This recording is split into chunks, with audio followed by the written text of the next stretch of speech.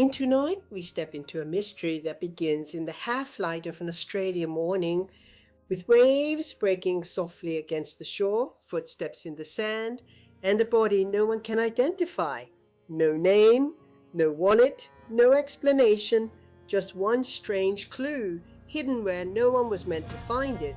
Before we begin, if you enjoy true crime, unsolved mysteries, and stories that leave you questioning everything, make sure to follow the podcast, share this episode, and leave a comment with your own theory, because by the end of this story you may be asking the same question investigators asked for decades.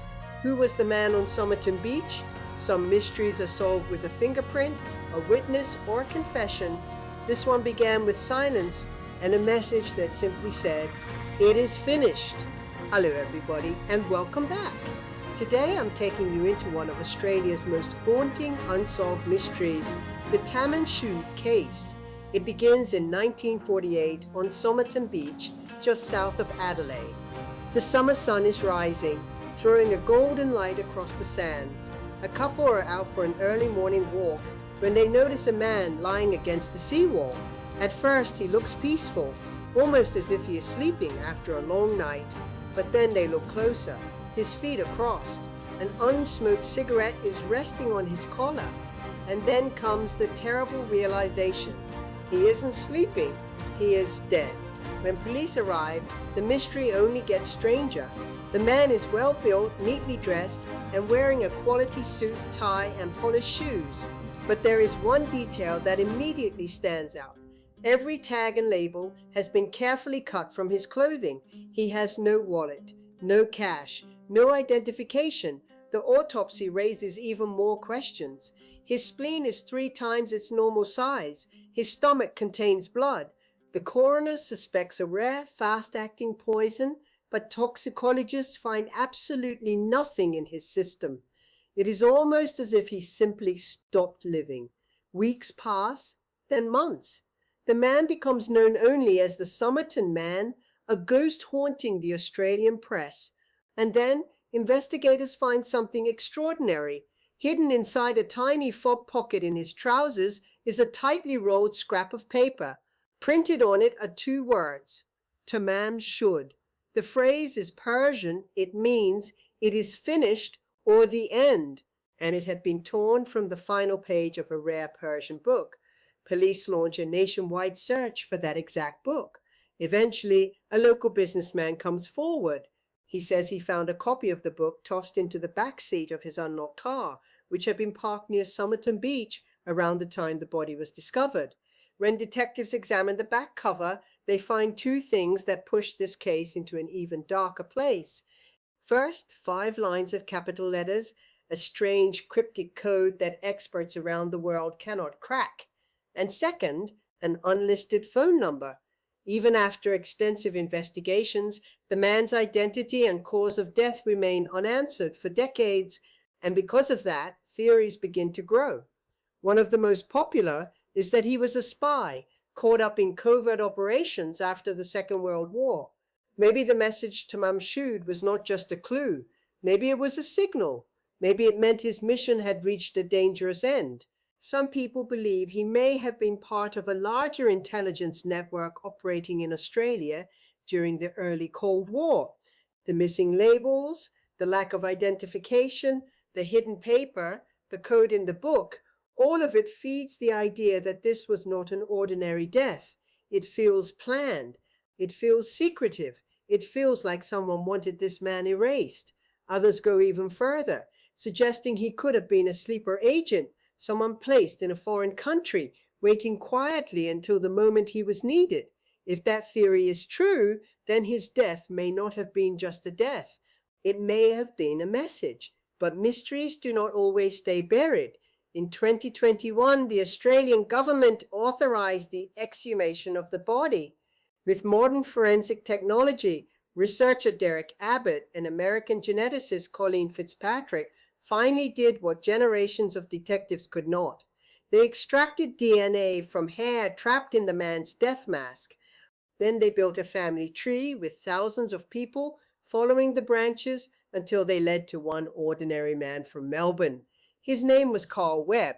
He was an electrical engineer, an instrument maker, and a man who loved poetry. Records showed he had disappeared from his life in 1948 after a painful marital separation, and suddenly the grand spy theories began to fade into something quieter and much more tragic.